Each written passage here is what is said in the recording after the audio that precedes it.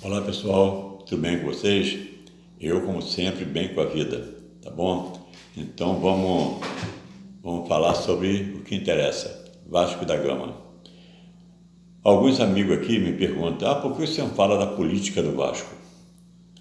Eu não gosto muito de falar sobre política de Vasco, ou qualquer coisa, qualquer política presidencial, política do governo mesmo, eu não gosto de falar sobre política.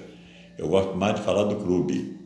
Então, aí o pessoal fala assim, porque tem um movimento, não sei o quê, que está nos plenários, isso assim, assim. Eu não gosto de falar sobre isso, não. Eu gosto de falar sobre o jogo, venda de jogadores, vinda de jogadores, essas coisas. Negócio de falar sobre, porque um fez isso, outro fez aquilo, não é comigo não, tá? Então vamos lá para o que interessa, é falar sobre o Vasco.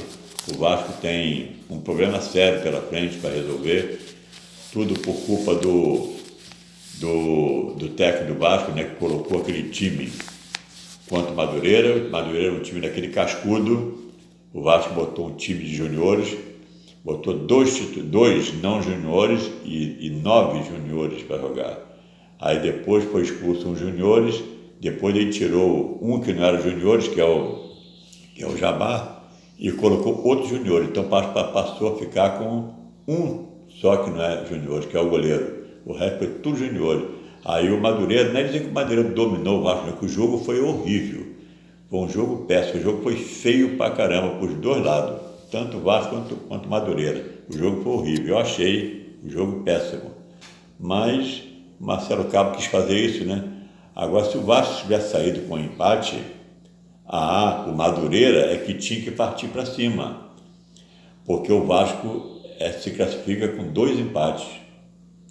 E mais não, ele botou um time aí perdeu de 1-0. Agora quem tem que correr atrás é o Vasco.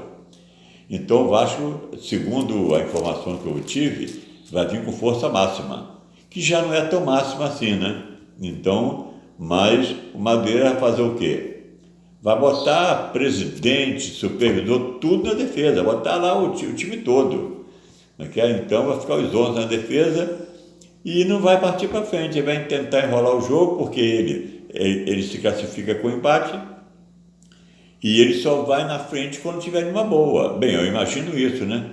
Uma bola perdida, quando o nego parte para cima na arrancada, aproveitar a velocidade de uns 2 jogadores que ele tem ali, que é bem um pouco veloz.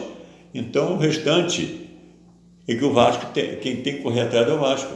Então o Vasco tem que empatar o jogo de qualquer maneira ou vencer. Porque se o Vasco empatar, não, o Vasco tem que empatar em termos de vencer, né? Porque o Vasco perdeu de 1-0, ele pode perder, ele pode ganhar de 1-0 que se classifica. Então quer dizer que o Vasco tem que, em termos de score, tem que empatar de 1-1 ou fazer mais gols. O Vasco ganhar o jogo com mais gols. Porque com o Vasco ganhando de 1-0, ele empata com o Madureira de 1-1. Então o Vasco se classifica com empate. Mas não é bom isso, que em cima da hora pode ter uma falta, fora da hora que ela bater, fazer o gol, pronto, acabou. Não. Então, quanto mais gol o Vasco colocar, é melhor. Mas sendo que o Vasco não fez isso no primeiro jogo. Ele deixou para fazer no segundo. Aí quer dizer que agora o Madureira está numa boa. Ele se classifica com empate.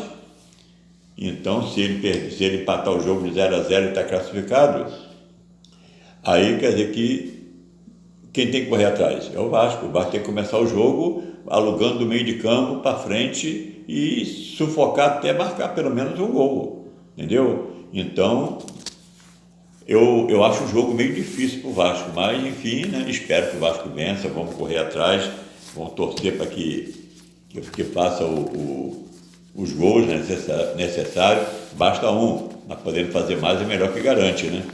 Então vamos agora a outro tipo de informação. No Volta Redonda, tem um jogador que está despontando muito bem no campeonato, chamado Aleph Manga. Não é Alex, é com F no final. A-L-E-F, Aleph Manga. Então, o gente da diretoria do Vasco diz que já está quase certo.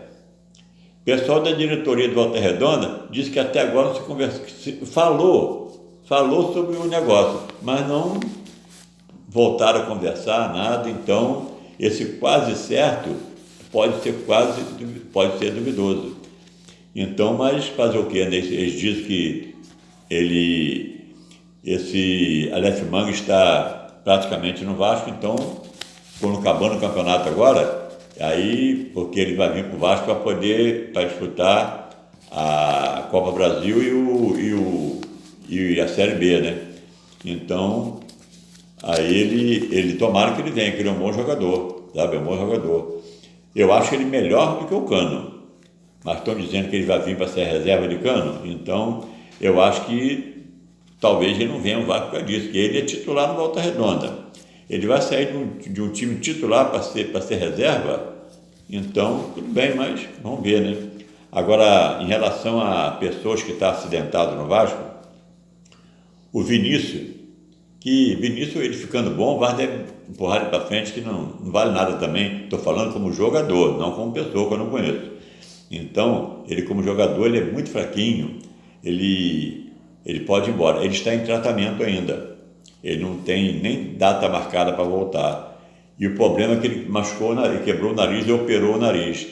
Eu vi tanta gente, rapaz, no futebol, disputando Copa do Mundo com aquela proteção no nariz, que quebrou o nariz com aquela proteção, aquela máscara, e jogando futebol, mas no Vasco não pode. O jogador, eu queria ver se ele fosse um jogador bom, tipo Zico, Pelé, Roberto Dinamite, Romário, se ele ia ficar parado por causa do nariz quebrado. Ele ia colocar aquela proteção e aí partir para cima, aí joga com as pernas, né, com o nariz. Então, eu vi vários jogadores, mas muitos jogadores jogando com proteção no nariz, inclusive no Brasil. Aqui na seleção brasileira não, seleção de outros países e time brasileiro jogando com um jogador com o nariz quebrado. Mas no Vasco não pode, são tudo dondoquinha, sabe? Então, e o outro que voltou aos treinos e já está treinando é o Thales Magno. O Thales Magno já voltou aos treinos, já está batendo bola, etc. No jogo agora, ele não retorna. Talvez ele possa ficar até no banco de reserva, mas eu acho meio duvidoso ainda. Agora, em relação ao Diego Souza. O Diego Souza vai acabar o contrato dele com o Grêmio. E estava se falando que ele ia vir para o Vasco, que ele é vascaíno, não sei o quê, mas tudo bem, ele é vascaíno. Mas ele sabe que a situação do Vasco está ruim. O Vasco não está pagando ninguém. Então, o que acontece? Ele vai sair do Grêmio, que recebe em dia um salário bom, para vir para o Vasco para ganhar menos e fazer um contrato de produtividade no Vasco, para disputar a segunda divisão. Então, entrou um time na jogada. É um time que já está acostumado a jogar lá. Então, entrou como o Sport de Recife. O Sport de Recife entrou na jogada. E talvez, ele diz o Diego, que ele não vai sair do Grêmio. Mas se ele sair, vai ser para ir para o Sport. Isso eu ouvi ele na entrevista ele falando sobre isso. Então, tudo bem. Agora vamos falar sobre dinheiro entrando no Vasco. Poderá entrar, não é certo? O Everton, o Felipe Coutinho, ele é do Barcelona. Ele está emprestado o time lá da Alemanha, Bayern de Munique. E o Bayern se interessou em comprar o Felipe, que estava jogando no Bayern de Munique. Acabou o contrato e retornou ao Barcelona. Então o Bayern de Munique está a fim de comprar esse jogador. Mas entrou o Everton na jogada e oferecendo uma nota muito boa por ele. Se eu não me engano, parece que são 40 milhões de euros. Então, 40 milhões de euros vai a 200 e poucos milhões de reais. Então, se caso